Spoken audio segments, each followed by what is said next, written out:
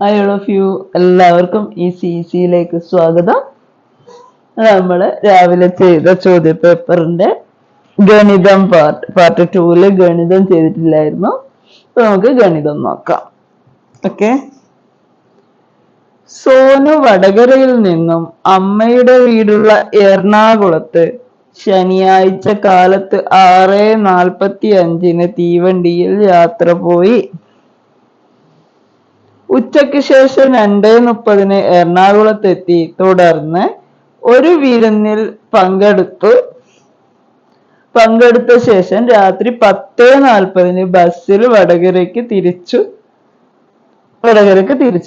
3 മണിക്കൂർ, full stop ഒന്നുമില്ലല്ലേ, 3 മണിക്കൂർ 40 minute സമയമെടുത്ത് വടകരയിലെത്തി. അപ്പൊ സോനു വടകരയിൽ നിന്നും അമ്മയുടെ വീടുള്ള എറണാകുളത്തേക്കാണ് പോയത്. രാവിലെ 6:45 കയറിയിട്ട് ഉച്ചയ്ക്ക് ശേഷം 2:30 എത്തിയത്. ഓക്കെ. പിന്നെ ചോദ്യം ആദ്യം വായിച്ച് മനസ്സിലാക്കുക. രാത്രി 10:40 ബസ്സിൽ കയറിയിട്ട് 3 മണിക്കൂർ 40 മിനിറ്റ് എടുത്ത് വടകരയിലെത്തി. അപ്പൊ ആദ്യത്തെ ചോദ്യം തീവണ്ടി യാത്രക്കെടുത്ത സമയമാണ്. തീവണ്ടി യാത്രക്കെടുത്ത സമയം നമ്മൾ കാണുമ്പോൾ ആദ്യം നമുക്ക് പുറപ്പെട്ട സമയം തന്നിട്ടുണ്ട്. 6:45 എത്തിയത് 2:30. ഇവിടെ നോക്കാം, 6:45 ആയതുകൊണ്ട് തന്നെ നമുക്ക് അതിനെ 7 മണി ആവുമ്പോഴേക്ക് എത്ര സമയം എടുത്തു എന്ന് നോക്കാം. 15 മിനിറ്റ് അല്ലെ. നമ്മൾ ക്ലോക്കിന്റെ കണക്കായതുകൊണ്ട് ആദ്യം 12 മണി വരെ എത്ര മണിക്കൂറുണ്ട് നോക്കുക. 7 മണി ഇപ്പൊ ആയി, 15 മിനിറ്റ് എടുത്തപ്പോ 7 മണിയായി. 7 മണി മുതൽ 12 മണി വരെ എത്രയുണ്ട്? 7 3 10 2 എത്ര ഉണ്ടാവും? 5 മണിക്കൂർ ഉണ്ടാവും അല്ലെ. 7 5 12. അപ്പൊ 5 മണിക്കൂർ 15 മിനിറ്റ് 12 മണിയാവുമ്പോഴേക്കാവും. പിന്നെ ഉള്ളത് 2:30 മണിക്കൂറും. അതും കൂടെ ഇതിന്റെ കൂടെ കൂട്ടിക്കൊടുക്കുക. ഓക്കെ. 2 മണിക്കൂർ 30 മിനിറ്റ്.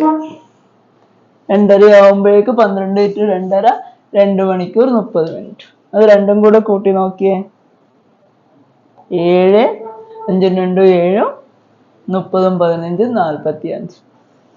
അപ്പൊ യാത്രക്കെടുത്ത സമയം 7 മണിക്കൂർ 45 മിനിറ്റ്. എത്രയാണ്?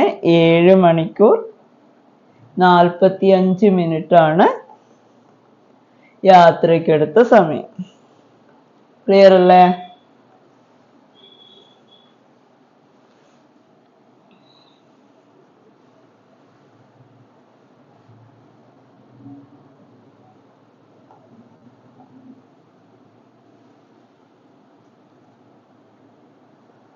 ഇനി അടുത്ത ചോദ്യം, വടകരയിൽ തിരിച്ചെത്തിയപ്പോഴേക്കും സമയം എത്രയായിരുന്നു? വടകരയിലേക്ക് പുറപ്പെട്ടത് എത്ര മണിക്കാണ്? വടകരയിലേക്ക് പുറപ്പെട്ടത് 10:40 അല്ലെ. 10:40 പുറപ്പെട്ട് 3 മണിക്കൂർ 40 മിനിറ്റ് ആണ് എടുത്തത്. അപ്പൊ 10:40 പുറപ്പെട്ട ഒരാള് 3 മണിക്കൂർ 40 മിനിറ്റ് എടുത്താല് നോക്കുക അല്ലെ, 10 മണിന്റെ കൂടെ 3 മണിക്കൂർ കൂട്ടുന്നു. അപ്പൊ എത്ര വരും? 3 മണിക്കൂർ കൂട്ടിയാൽ 12-ന് 2 മണിക്കൂർ പിന്നെ 1 അല്ലെ. അപ്പൊ 1:40 ആവും. 1:40 കൂടെ നമ്മൾ വീണ്ടും 40 മിനിറ്റും കൂടെ കൂട്ടുക അല്ലെ. 10ഉം 3ഉം 1:40 ആയി. 3 മണിക്കൂറും കൂടി ആയാൽ 11:40 12:40 1:40. അതിന്റെ കൂടെ 40ഉം കൂടെ കൂട്ടുക അല്ലെ.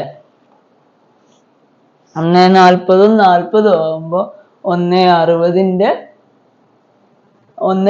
ആവുമ്പോ നമുക്ക് 2 മണിന്നാവും അല്ലെ. ക്ലോക്ക് ആയതുകൊണ്ട് 60 മിനിറ്റ് ആവുമ്പോ 1 ഇപ്പുറത്തേക്ക് വരും അല്ലെ. അപ്പൊ 2 മണിക്കൂർ 20 മിനിറ്റ് എന്ന് ആൻസർ കിട്ടും ഇത് അങ്ങനെ അല്ലാതെയും ചെയ്യാം. 10:40 കൂടെ 3:40 കൂട്ടുന്നു, അങ്ങനെയും ചെയ്യാം. അതുപോലെ എല്ലാം ചെയ്യാം കേട്ടോ. പക്ഷെ ഇതിങ്ങനെ ആവുമ്പോ നിങ്ങൾക്ക് മനസ്സിലാക്കി ചെയ്യാൻ പറ്റും. ഓക്കെ, അങ്ങനെ ചെയ്യുമ്പോ ഇവിടെ കാണിച്ചു തരാം. 10 മണി 10:40 അല്ലെ, 10:40 കൂടെ ഏത് കൂട്ടണം? 3 മണിക്കൂർ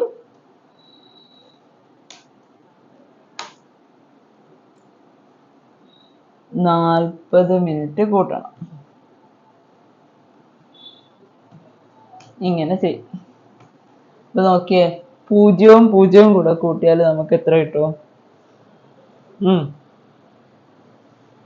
0 ആയിട്ട് വരും അല്ലേ?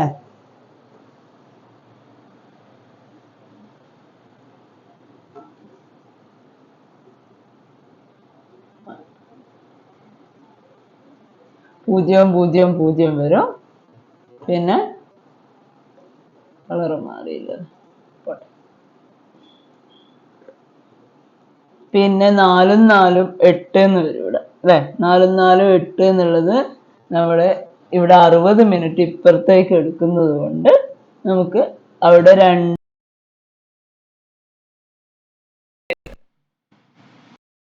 ഓക്കെ. അപ്പൊ ഇവിടെ 20 എന്ന് വരും. 0 ഇവിടെ 2, പിന്നെ എത്ര വരും? ഇവിടെ 1 കൂടുതൽ വരും. ഇവിടെ ഉള്ള 6 എന്നുള്ളത് ഇവിടെ വരുമ്പോ 1 മണിക്കൂറായി അല്ലെ. അപ്പൊ എത്രയായി? 13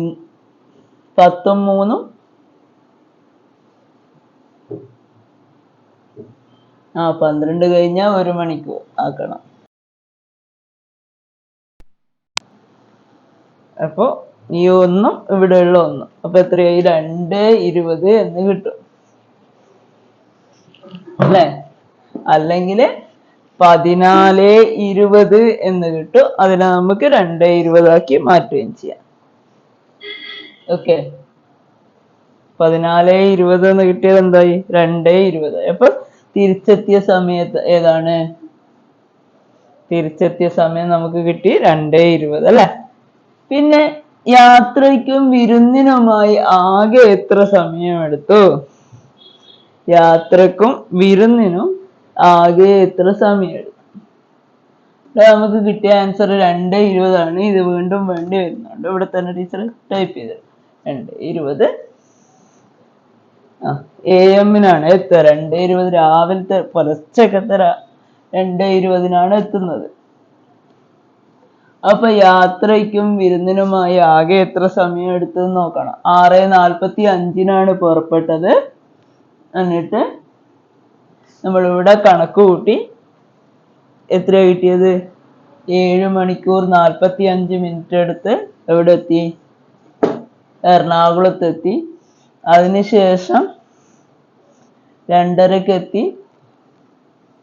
പിന്നെ 2:30 എത്തി. എന്നിട്ട് 10:40 തിരിച്ചു പോയി. അവസാനം 2:20 വീട്ടിൽ തിരിച്ചെത്തുന്നത്. അപ്പൊ 6:45 രാവിലെ 6:45 പുറപ്പെട്ട ഒരാള് എത്ര മണിക്കൂർ ആണ് യാത്രക്ക് എടുത്തത്? പിറ്റേ ദിവസം 2:20. അപ്പൊ നമുക്ക് നോക്കാം. 6:45 കൂടെ 15 മിനിറ്റ് കൂട്ടിയാല് 7 മണിയാവും അല്ലെ. 7 മണി തൊട്ട് 12 മണി വരെ എത്ര സമയമുണ്ട് നോക്കാം. അത് എത്ര മണിക്കൂറാണ്? ഇത് 15 മിനിറ്റ് ആണ്. അതവിടെ എഴുതി മാറ്റി വെക്കുക. എന്ന് വേഗം കൂട്ടാൻ. 15 മിനിറ്റ്. അത് കഴിഞ്ഞ് 12 മണി വരെ നേരത്തെ നമ്മൾ കണ്ടു 7 മണിക്കൂർ ഉണ്ടാവും അല്ലെ.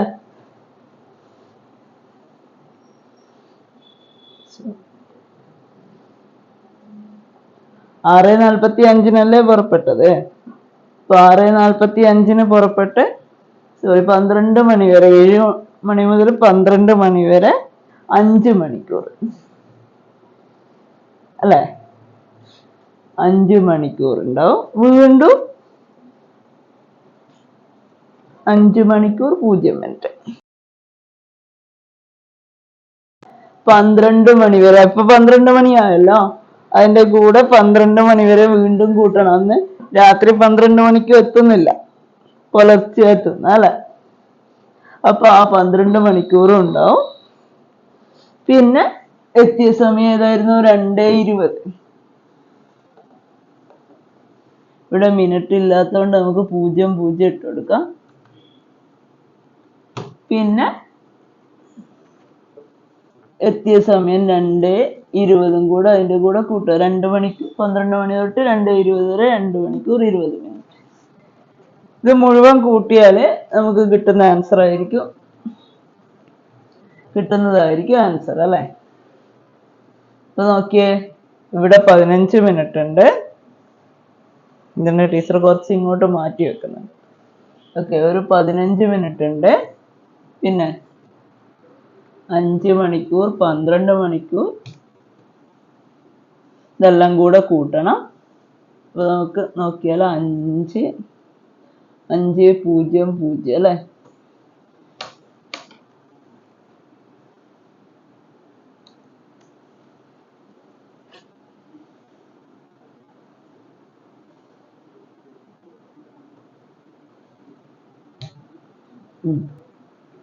ഇവിടെ 5 ആവും. പിന്നെ 2 1 3.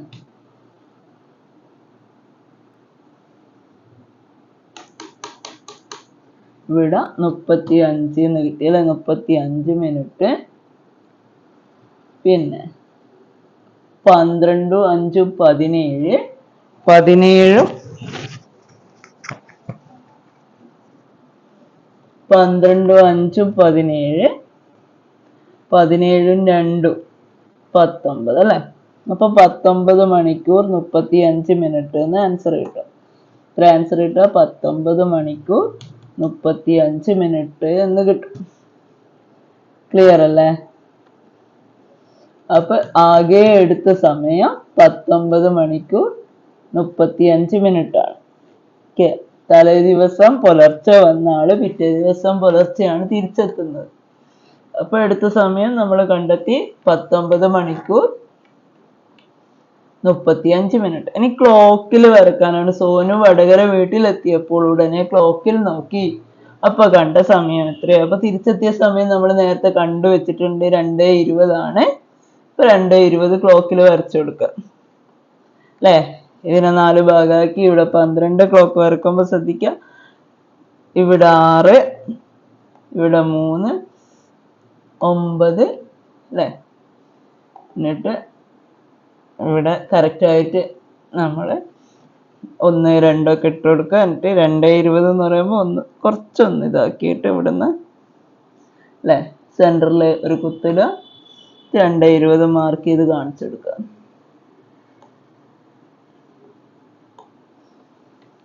ഓക്കെ, പെൻസിലും പെന്നൊക്കെ വെച്ച് വരച്ച് നോക്കാം.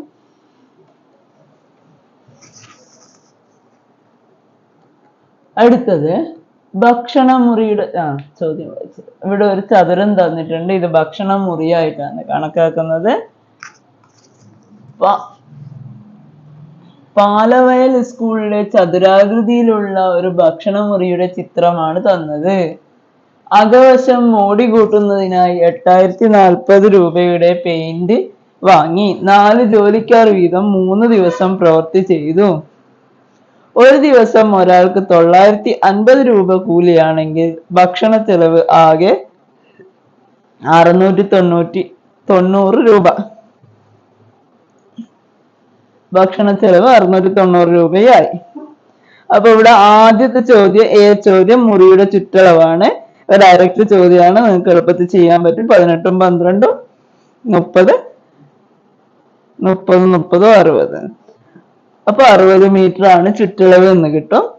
ആകെ ജോലിക്കാരുടെ പണിക്കൂലി എത്ര? അപ്പൊ എത്ര ജോലിക്കാരുണ്ട്? 4 ജോലിക്കാരുണ്ട്. പിന്നെ ഒരു ദിവസം എത്ര രൂപയാണ് കൊടുക്കുന്നത്? 950 രൂപയാണ് ഒരാൾക്ക് കൊടുക്കുന്നത്. അപ്പൊ 950 ഗുണിക്കണം എത്ര പണിക്കാരുള്ളത്? 4 അല്ലേ? 4 ജോലിക്കാർ. അപ്പൊ 950 ഗുണിക്കണം 4 ചെയ്ത് നോക്കാം. 950 ഗുണിക്കണം 4 ചെയ്യാനറിയാലോ. 4 0 0 4 5 20ന്റെ ഒരു 0 ഇവിടെ വരും. പിന്നെ 2 ബാക്കി 9 4 എത്ര വരിക? 30. 2 ബാക്കിയുണ്ട് അല്ലെ?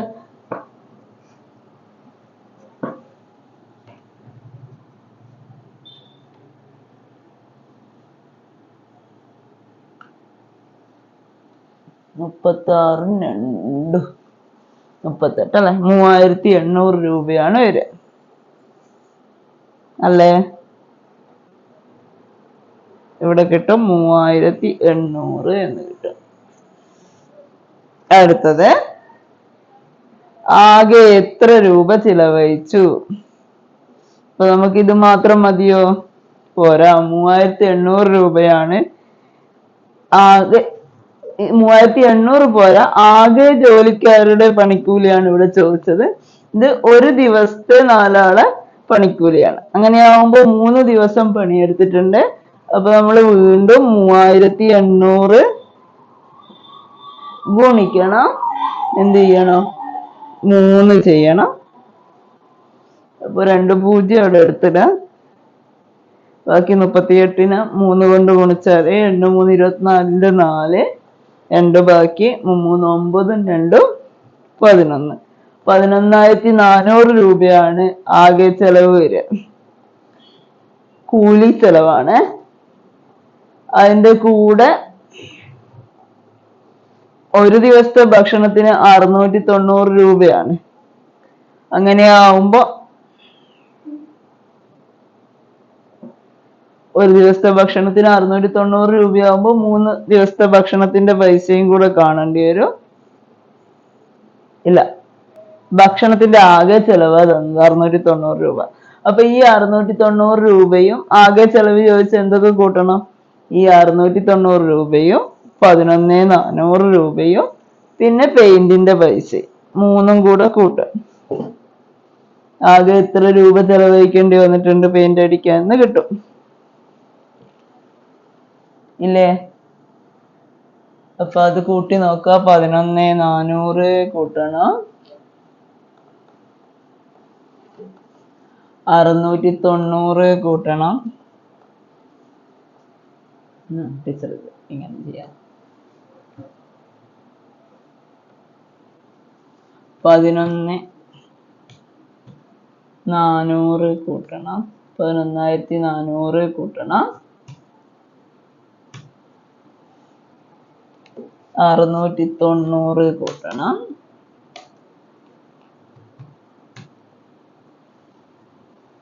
പിന്നെ ഏതാ കൂട്ടേണ്ടത്? 8,040.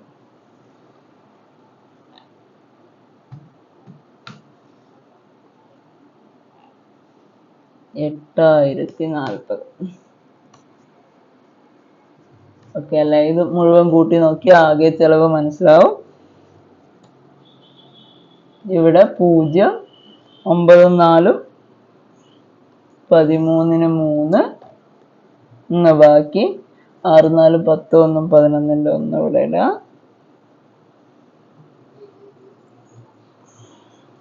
6 അല്ലേ?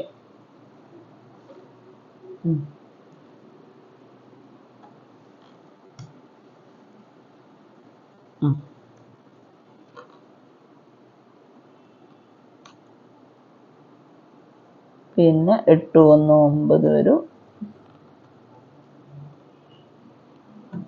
19,130 രൂപയാണ് ചെലവ് വരിക അല്ലേ? 19,130 എന്ന ആൻസർ കിട്ടും. ചെയ്തു നോക്കണേ. ഇപ്പൊ ആകെ ചെലവ് 19,130 ആണെന്ന് കിട്ടി. ഇനി ചോദ്യം ഉണ്ട്, ഇതിൽ ഡി ചോദ്യം ഉണ്ട്. ജോലിക്കാരുടെ ഒരു ദിവസത്തെ ഭക്ഷണ ചെലവ് എത്രയാണ്? അപ്പൊ 3 ദിവസത്തേക്ക് 690 ആകുമ്പോ ഒരു ദിവസത്തേക്ക് കാണാൻ 690നെ 3 കൊണ്ട് ഹരിക്കണം അല്ലെ. അപ്പൊ 690നെ 3 കൊണ്ട് ഹരിച്ചാല് 130 എന്ന ആൻസർ കിട്ടും. ഇപ്പൊ ഒരു ദിവസത്തെ ഭക്ഷണ ചെലവ് 130 രൂപയാണ്. ക്ലിയർ ആയി എന്ന് വിചാരിക്കുന്നു. അടുത്ത ചോദ്യം ഇവിടെ നോക്ക. 1 കൂട്ടണം 3 സമം 4 അല്ലെ. ഈ പാറ്റേൺ നമ്മൾ പഠിച്ചതാണ്. 1 കൂട്ടണം 3 സമം 2 ഗുണിക്കണം 2 അല്ലെ. എങ്ങനെ പഠിച്ചിട്ടുണ്ട്? അതാണ് 4. 1 കൂട്ടണം 3 സമം 4. അടുത്തത് 1 കൂട്ടണം 3 കൂട്ടണം 4 കൂട്ടണം 5. ഒറ്റ സംഖ്യകളുടെ തുകയാണല്ലോ. 1 കൂട്ടണം 3 കൂട്ടണം 5 9 വരും. ഇപ്പൊ 2 4 3 9 4 16 ഇങ്ങനെ പോകുന്ന സംഖ്യകളാണ്. അപ്പൊ ഇത് എത്രാമത്തെ വരി? 9ാമത്തെ വരിയാ ചോദിക്കുന്നത്. ഇപ്പൊ ഇവിടെ 1 ഇല്ലാത്തത് കൊണ്ട് 1ാമത്തെ വരിയില് 2ാമത്തെ വർഗ വരുന്നത്. അങ്ങനെ പോകുമ്പോ 9ാമത്തെ വരിയില് 10ാമത്തെ വർഗാണ് വരിക. ഇതേപോലത്തെ ഒരു പാറ്റേൺ മുന്നേയും ചോദ്യത്തിൽ വന്നിട്ടുണ്ട്. ആ ചോദ്യത്തിൽ ഉണ്ടായിരുന്നത് 1 4 9 16 ഇങ്ങനെ പോയ 10ാമത്തെ ഏതായിരുന്നു? അപ്പൊ 10ാമത്തെ 100 വരിക. ഇവിടെ 9ാമത്തെ ആകുന്ന 1 ഗുണിക്കണം 1 ഇവിടെ തന്നിട്ടില്ല. ഓക്കെ, അപ്പൊ ഇതിന്റെ ആൻസർ 100. 101നും 199നും ഇടയിലുള്ള ഒറ്റ സംഖ്യകളുടെ എണ്ണം. ഇപ്പൊ നമുക്കറിയാം 100നും 200നും ഇടയിൽ 100 സംഖ്യകളാണ് ഉള്ളത്. അതിൽ 50 ഒറ്റ സംഖ്യകളും 50 ഇരട്ട സംഖ്യകളും. പക്ഷെ ഇവിടെ നിങ്ങൾ ഒന്ന് കൺഫ്യൂഷൻ ആക്കാൻ വേണ്ടിയിട്ട് എന്ത് തന്നിട്ടുണ്ട്? 101ന്റെയും 199ന്റെയും ഇടയിലുള്ള ഒറ്റ സംഖ്യയാണ്. അപ്പൊ ചോദ്യം ശരിക്കും വായിക്കണം. 101ന്റെയും 199ന്റെ ഇടയിലുള്ളതാണ്. അപ്പൊ ആ 50 ഒറ്റ സംഖ്യകളിൽ നിന്ന് 2 ഒറ്റ സംഖ്യകൾ പോയി. എന്താ വെച്ചാൽ ഇതിന്റെ ഇടയിൽ എന്തായാലും 199 101 ഉണ്ടാവില്ല. അത് രണ്ടും ഒഴിവാക്കണം. അപ്പൊ എത്രയാ വരിക ആൻസർ? 48. ക്ലിയർ അല്ലേ? യെസ്. അടുത്തത് 24 ഗുണിക്കണം 12ന് തുല്യമല്ലാത്തത് ഏത്? അപ്പൊ ഇതില് നമുക്ക് നോക്കിയാൽ 20 ഗുണിക്കണം 10 എന്തല്ല?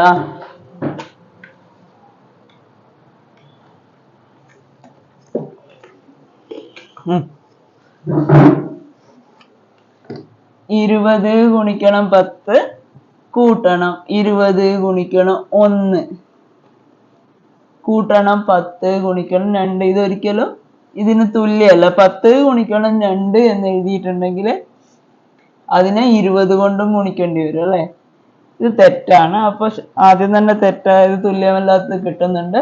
ഇവിടെ ഇത് പറയുന്ന രീതി ഏത് ഉപയോഗിച്ചാണെന്ന് വെച്ചാല് 24ന് നമുക്ക് എങ്ങനെയൊക്കെ ആക്കാം? 20ഉം 4ഉം ആക്കാം. അതുപോലെ 12നെ 10ഉം 2ഉം ആക്കാം. അപ്പൊ 20നെ 20ഉം 4ഉം ആക്കി 12 കൊണ്ട് ഗുണിക്കുമ്പോ 20 ഗുണിക്കണം 12 അധികം 4 ഗുണിക്കണം 12. അപ്പൊ ഇത് ശരിയാണ്. പിന്നെ 24നെ അങ്ങനെ തന്നെ വെച്ചിട്ട് 10നെ 10ഉം 2ഉം ആക്കുന്ന. അപ്പൊ 24 ഗുണിക്കണം 10 കൂട്ടണം 24 ഗുണിക്കണം 2. അങ്ങനെയാവുമ്പോ അതും ശരിയാണ് അല്ലെ. പിന്നെ 20നെ സ്പ്ലിറ്റ് ചെയ്ത് 20 കൂട്ടണം 4 എന്നാക്കി 10നെയും 10 കൂട്ടണം 2 ആക്കി. അങ്ങനെ ഗുണിക്കുമ്പോൾ നമുക്ക് കിട്ടുന്നത് 20 ഗുണിക്കണം 10 കൂട്ടണം 4 ഗുണിക്കണം 10. അപ്പൊ ഇത് ശരിയാണ്. അപ്പൊ ഇതിൽ തെറ്റായത് ഏത് തന്നെയാണ്. ആദ്യം തന്നെ നോക്കുമ്പോൾ തന്നെ കിട്ടും നമുക്ക്. ഇനി അടുത്തടുത്ത 3 സംഖ്യകളുടെ തുകയാ. തുടർച്ചയായ 3 സംഖ്യകൾ. അടുത്തടുത്ത 3 സംഖ്യകൾ എന്ന് പറഞ്ഞാൽ തുടർച്ചയായ 3. അത് ഇരട്ട സംഖ്യ ആയിരിക്കോ ഒറ്റ സംഖ്യ ആയിരിക്കോ 3ന്റെ ഗുണിതമായിരിക്കോ? ഇവയൊന്നുമല്ല. അപ്പൊ നമുക്കറിയാം തുടർച്ചയായ 3 സംഖ്യ ഏറ്റവും ചെറുത് 1 2 3. 1 2 3ന്റെ തുക എത്രയാ? 3 2 5 1 6. 2 3 4 ആയാലോ? 7 2 9. അടുത്തത് 3 4 5 ആയാലോ? 4 9 3 12.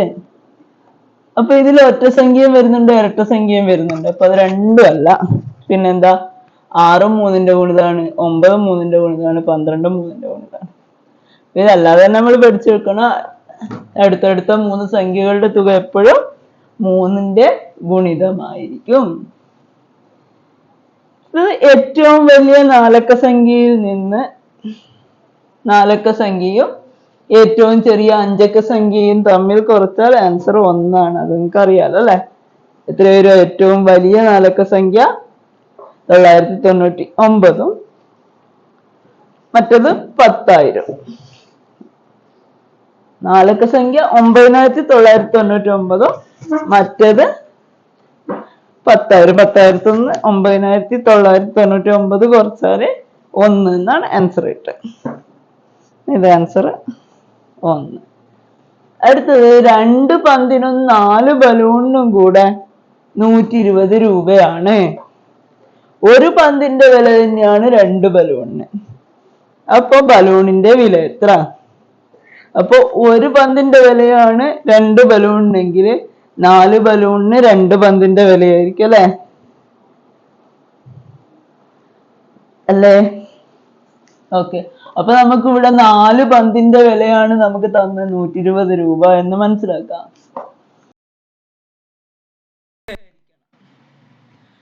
അപ്പൊ ഒരു പന്തിന് 30 രൂപ എന്ന് കിട്ടും. നമ്മളോട് ചോദിച്ചത് ബലൂണിന്റെ വിലയാണ്. ബലൂണിന്റെ വില എങ്ങനെ കിട്ടും? 30ന്റെ പകുതിയാണ് ബലൂണിന്റെ വില. എന്ന് വെച്ചാൽ ഒരു ബലൂണിന്റെ വില, ഒരു പന്തിന്റെ വില 2 ബലൂണിന്റെ വിലയാണ്. അപ്പൊ 15 15 30. അപ്പൊ ആൻസർ എത്രയാ? ബലൂണിന്റെ വില 15. അപ്പൊ 2 ബലൂണിന്റെ വില ഒരു പന്തിന്. ക്ലിയർ ആയില്ലേ? ഇനി അടുത്തത് നമുക്ക് എല്ലാവർക്കും അറിയാം, റോമൻ നമ്പർ ടീച്ചർ ക്ലാസ് ഒക്കെ എടുത്തതാണ്. അപ്പൊ റോമൻ നമ്പർ അറിയാത്തവര് ക്ലാസ് കാണാം.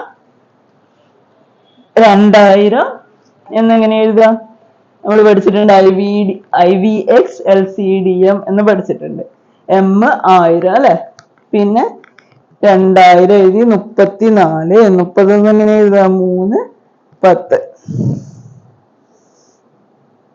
2M ഇങ്ങനെ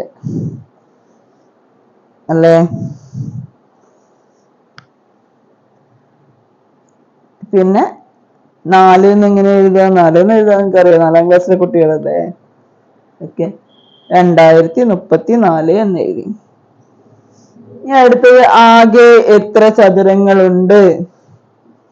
ഇതിലാകെ എത്ര ചതുരങ്ങളുണ്ട് എന്ന് കണ്ടുപിടിക്കണം. നടുവിലുള്ള കുഞ്ഞു ചതുരങ്ങളുടെ എണ്ണം കാണാൻ നമുക്കറിയാം. ഇതില് 1 2 ഇവിടെയുണ്ട്. ഇങ്ങനെ 2 ആയതുകൊണ്ട് ആകെ എത്ര ചതുരം ഉണ്ടാവും? 1 കൂട്ടണം 2 ഗുണിക്കണം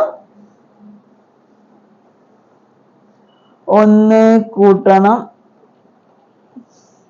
2. അപ്പൊ നമ്മള് 3 3 9 ചതുരാണ് ഇതിന്റെ നടുവിലുണ്ടാവുക. ഇനി ഇതിങ്ങനെ എത്ര ചതുരണ്ട്? 1 2 3 4. അപ്പൊ 9 4 13 ചതുരായി അല്ലേ? 13. ഇനി മൊത്തം ചതുരങ്ങളുടെ എണ്ണാണ് കാണേണ്ടത്. ഇതിൽ നിന്ന് വരച്ച് കാണിക്കാൻ പറ്റും. ഇവിടെ നോക്കിയ നിങ്ങള്, ഇതൊരു ചതുരല്ലേ? അപ്പൊ 1 ഇങ്ങനെ വരും, 2 3 4, അങ്ങനെ 4 ചതുരം കിട്ടി.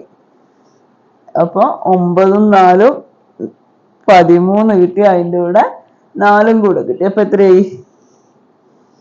17 ആയി. പിന്നെ ഇങ്ങനെ ഒരു ദീർഘചതുരം, ഇങ്ങനെ ഒരു ദീർഘചതുരം 19. ഇവിടെ ഒരു ലൈൻ കാണുന്നില്ലേ നടുവ് കൂടെ ഇട്ട്, അങ്ങനെ എടുക്കുമ്പോ ഇങ്ങനെയും ഒരു ചതുരം കിട്ടി, ഇങ്ങനെയും ഒരു ചതുരം കിട്ടി അല്ലേ.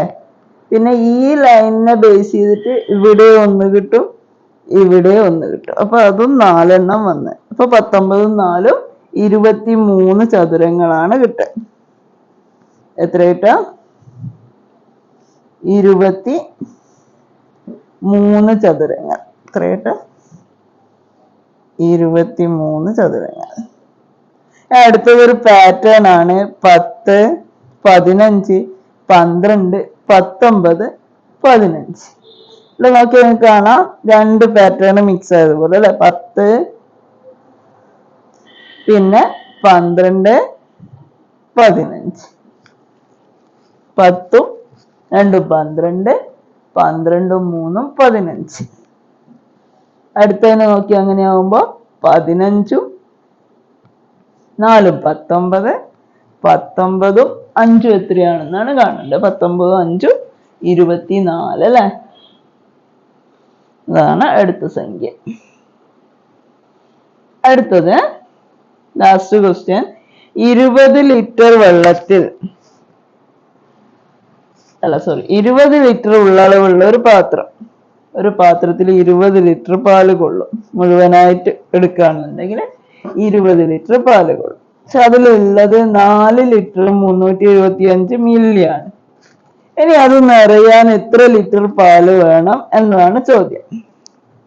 അപ്പൊ എന്ത് ചെയ്യണം? 20 ലിറ്ററിൽ നിന്ന് 4 ലിറ്റർ 375 മില്ലി കുറക്കണം.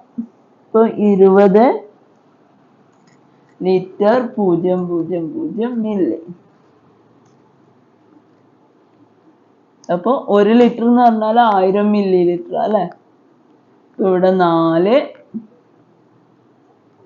375 എന്ന് വരും. 175. 20ൽ നിന്ന് 375, 4 375 കുറക്കുന്ന 0ത്തിൽ നിന്ന് 5 കുറക്കാൻ പറ്റൂല. അങ്ങനെയാകുമ്പോൾ നമ്മൾ ഇവിടെ നിന്ന് എടുത്ത് ഇവിടെ രണ്ടിടത്തിൽ 9, ഇവിടെ 10 എന്ന് ഇടേണ്ടി വരും അല്ലെ. അറിയില്ലേ? അപ്പൊ ഇവിടുന്ന് ഇവിടത്തേക്ക് എത്തുമ്പോഴേക്ക് ഇവിടെ 9, ഇവിടെ 9, ഇവിടെ 10. 10 നിന്ന് 5 കുറച്ചാൽ എത്രയാ? 5 എന്ന് വരും. അപ്പൊ താഴെ നമുക്കറിയാം 5,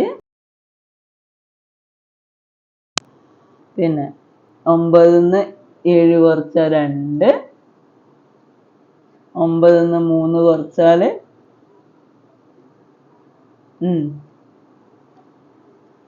9 നിന്ന് 3 കുറച്ചാൽ എത്രയാടോ? 6 3 9. അപ്പൊ 6. അപ്പൊ 625 എത്ര ലിറ്ററും കൂടെ വേണം? അതും കൂടെ നോക്കണം. 20 ഇല്ല, അവിടെ ഇപ്പൊ 19 ഉള്ളൂ. 19 നിന്ന് 4 കുറച്ചാല് 19 നിന്ന് 4 കുറച്ചാല് എത്രയാണ്? 15 ലിറ്റർ അല്ലെ. 15 ലിറ്റർ 625 മില്ലി ആണ് ഉത്തരം കിട്ടുക. റെഡിയല്ലേ? അപ്പൊ ടീച്ചറെ ക്ലാസ് ഇഷ്ടപ്പെട്ടിട്ടുണ്ടെങ്കിൽ ഇപ്പൊ തന്നെ ഒന്ന് ലൈക്ക് ചെയ്യുക, കമന്റ് ചെയ്യുക. വീണ്ടും ഒരു ക്ലാസ്സുമായിട്ട് വരുന്നത് വരെ ഗുഡ് ബൈ. അപ്പൊ ഇവിടെ കിട്ടുന്ന ഉത്തരം 15 ലിറ്റർ 625 മില്ലിയാണ്. ഓക്കെ, ഇത് രണ്ടും കൂടെ കൂട്ടി നോക്കിയാൽ 20 ലിറ്റർ കിട്ടണം. അതും കൂടെ നോക്കുക. Bye bye.